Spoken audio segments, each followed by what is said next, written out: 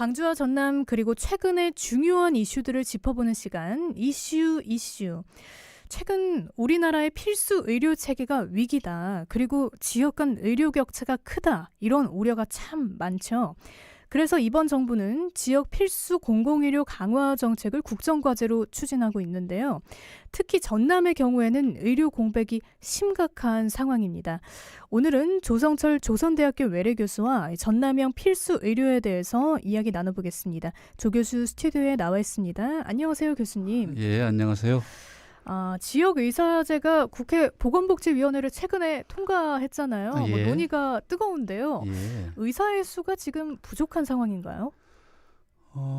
사실 이제 의료인들 이야기로는 이제 숫자가 그렇게 부족한 것이 아니다. 네. 이렇게 항변하죠. 그러나 이제 현실은 절대적으로 부족하다는 게 맞는 것 같습니다. 네. 네. 특히 이제 우리 전남 지역 같은 경우는 필수 전문의 병원이 거의 없는 지역이 꽤 있습니다. 네. 뭐 지금 이제 3만 4만 되는 지역은 주로 이제 뭐 소아과, 산부인과 또는 내과, 정형외과 이런 정말 주민들에게 필요한 필수 어떤 그런 전문의 병원이 거의 존재하지 않고 있고, 또 이제 지금 어떤 도심 지역에서도 그런 특히 산부인과 이런 부분 같은 경우는 굉장히 어려움을 있고, 또 도심 지역에서도 소아과 문제도 그런 게 있겠습니다. 특히 소아과 같은 경우는 야간 진료라든지 네. 또는 휴일 진료 이런 부분에서도 굉장히 부모들 마음을 너무 정말 어떤 졸이게 하는 일 아니겠습니까? 네. 그런 부분에서도 어떤 미흡함이 보이고 있고, 그래서 대학 자체에서도 지금 이를테면 조선대학교 같은 경우도 125명이 정원인데 전문의 갈 때 필수 전문의 쪽으로는 0명에 가까운 지원 어떤 과가 있다는 거예요. 그 정도로 지원자가 없는 상황인가요? 그렇습니다. 네. 그래서 이를테면 이제 아주 인기로 다 몰리는 거죠. 네. 네? 그래서 이제 어떻게 보면 숫자가 OECD의 통계로 봐도 절대 숫자도 좀 작은 편이지만 네. 이게 편중이 되다 보니까 편중되는 조건에서는 굉장히 심각한 의사의 수요에 어떤 따른 적절한 배치나 공급은 굉장히 심각히 문제가 양산되고 있다. 그렇게 말씀드릴 수 있겠습니다. 어떻게 보면은 뭐 절대적인 숫자도 그렇지만 과마다 편중된 그 상태도 굉장히 심각한 그런 상황이군요. 정말 심각하죠. 네. 지금 또 아무튼 지금 피부로 와닿는 부분에서 또 응급실 뺑뺑이 문제라든지 아까 말씀드렸던 지역 어떤 의료 편차라든지 이 소아과나 산부인과 이런 부분도 전국적으로 아무튼 문제가 있는데, 그런 부분에 대해서 적절한 어떤 이 배치나 지원이나 의료 어떤 혜택을 위한 의사 숫자라는 부분에서는 상당히 심각한 상황이다. 네. 그렇게 말씀드릴 수 있겠습니다. 사실 필수 의료는 전국적으로 지금 어려운 상황이지만 그렇습니다. 전남은 솔직히 말해서 더 심각한 그런 상황이잖아요.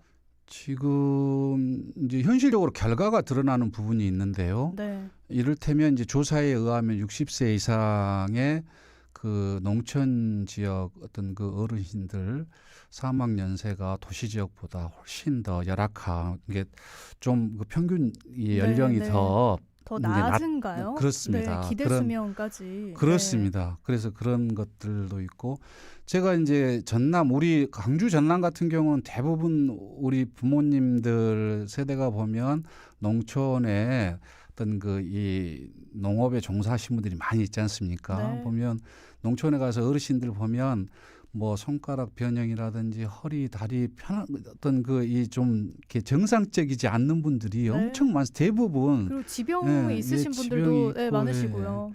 그래서 이제 그런 의료 혜택을 전혀 받지 못한 상태에서 삶의 질이 굉장히 낮은 상태인 거죠. 네. 그래서 이제 그런 부분 관련해서 농촌의 여러 가지 어떤 의료 현실이란 부분은 우리가 정말 좀 빠르게 대책을 세워서 대안을 가지고 변화를 줄 필요가 있겠다 하는 생각을 가져봅니다. 네, 예. 어떻게 보면은 이제 병원이 부족해서 특히 필수 의료 부분이 예. 조금 취약하다 보니까 병원이 예. 너무 멀다 이 문제를 넘어서 정말 기대 수명까지 그렇습니다. 낮추는 지금 그런 그런 상황에까지 상황입니다. 예, 조사에 이르렀거든요. 의하면 네, 수명도 좀 낮은 걸로 도시 지역보다 그런 어떤 그 결과가 나오고 있기 때문에 네, 아무튼 국가적 차원에서 또 사회적 합의를 통해서 빨리 대안을 내놓는 것이 굉장히 중요한 문제로 대두되고 있다. 네, 그럼에도 불구하고 우리 사회가 이 문제 의료 개혁 부분이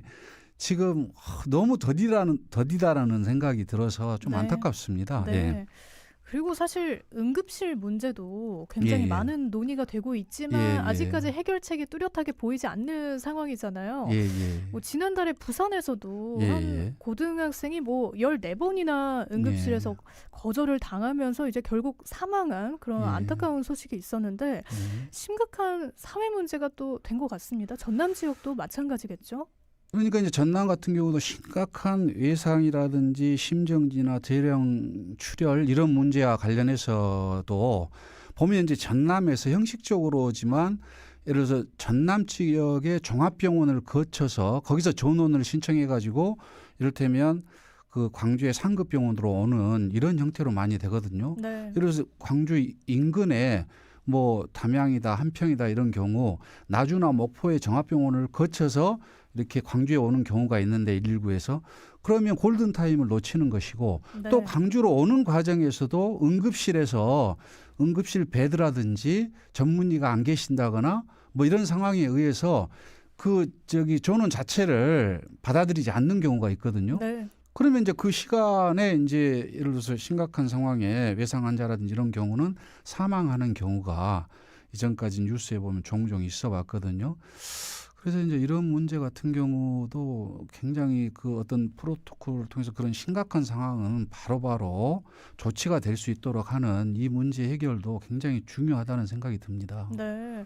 사실 이 여러 지역이 거점 병원으로 하나로 이제 연결이 되고 그런 시스템이 만들어지면은 조금 더 골든타임을 빨리 그 안에 예. 뭐 환자의 생명을 살릴 수 있는 기회를 조금이라도 더 벌 수 있지 않을까 싶은 생각도 들더라고요. 그렇습니다. 이제 그런 문제도 어찌됐든 한 라인을 통해서 네. 정말 원스텝으로 심각한 상황은 뭐 119에서 결정을 해서든지 어떤 상황을 빨리 해야 되고 또 응급실에서 사실 이제 좀 경증 환자들이 응급실에 와서 베드를 차지하는 경우도 있거든요. 네, 그래서 네. 이런 문제들도 뭐 이건 또 이제 우리 시민들이 좀 그런 문제에 대해서는 좀 고민을 할 필요가 있는 부분이 있는 것 같고요. 경증일 경우는 뭐 상급병원으로 가기보다는 종합병원으로 동네 이제 병의원으로 좀 이용을 하신다든지 그렇게. 그렇습니다. 네. 그렇습니다. 그런 것도 좀 있을 것 같고 그래서 이제 응급실 관련해서는 뭐 이제 분초를 다투는 그런 상황이기 때문에 국가적 대책도 필요하겠지만 시민 의식도 동시적으로 그렇게 하고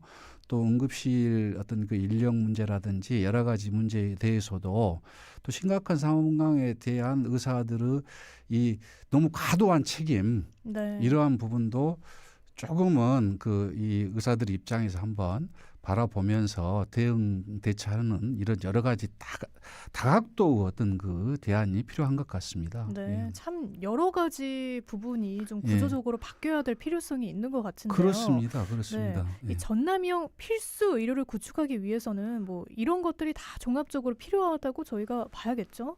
그렇습니다. 지금 이제 그러니까 이제 그 이 전체적으로 보면은 지금 의사 수를 늘리는 게 답이다 하는 전문 의료인 의사들의 어떤 의견들도 있습니다. 또 네, 젊은 네. 의사들도 너무 과도하게 이게 숫자가 좀 좀 부족하고 이래서 과중한 업무나 이런 거에 대한 어떤 문제 의식도 가지고 있다고 그러는 거예요.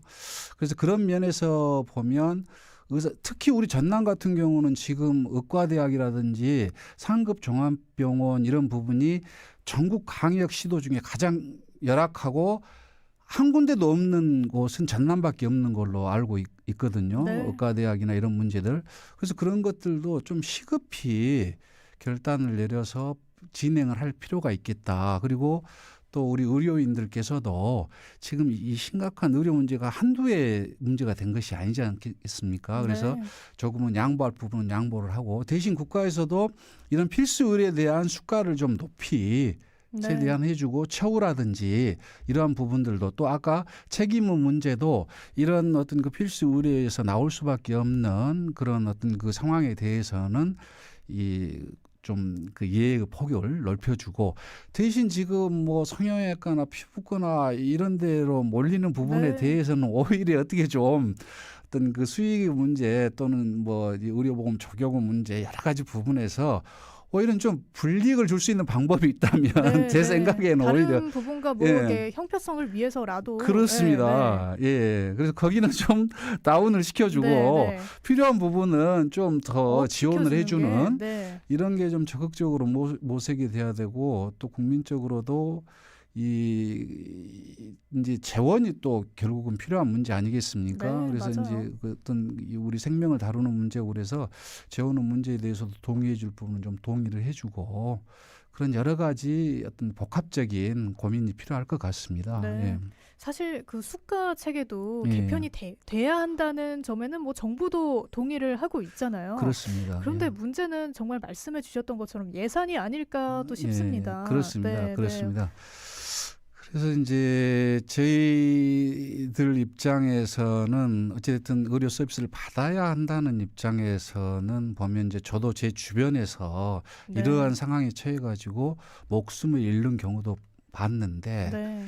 그런데 이제 그런 측면에서 보면은 예산의 배정의 문제에 대해서는 우리가 좀 어떤 그 이 양해하고 여유로운 그런 측면에서 어떤 의료 전문인들의 입장에 최대한 그런 입장을 가지고 예산의 배정을 정부에 요구할 필요도 있겠다. 그리고 정부에서도 어쨌든 적극적으로 이 문제를 해결하기 위해서는 네. 그러한 어떤 필수 의료 전문 어떤 그 저 의료인 양성을 위해서 또 지역도 이 지역을 유럽 선진국 같은 경우는 지역 의료인들을 배출하는 그런데 네, 네. 또 적극적으로 예산을 투입하고 지역에서 의료 활동을 할 수 있도록 하는 제도를 만들어내는 부분도 있거든요. 이 네. 부분도 사실은 좀 빨리 적극적으로 해서 지금 우리 아까 농촌 지역의 심각한 어떤 의료 서비스에 대한 취약한 부분들을 그것도 예산이 필요한 부분입니다. 네. 그래서 좀 적극적으로 배정을 하는데 노력을 해야 될 것 같습니다. 예. 네. 아, 사실 뭐 다른 나라의 사례도 우리가 충분히 벤치마킹 할 수 있는 그런 사례들이 많으니까요. 좀 적극적으로 참고를 해봤으면 또 좋겠습니다. 예. 참 그 도농 상관없이 우리나라 모든 지역의 네. 국민들이 의료 예. 공백 없이 진료받을 수 있는 시스템이 완성이 됐으면 좋겠네요. 예, 오늘 예. 이야기는 여기까지 듣겠습니다. 아, 감사합니다. 예. 지금까지 수고하셨습니다. 조성철 조선대학교 외래교수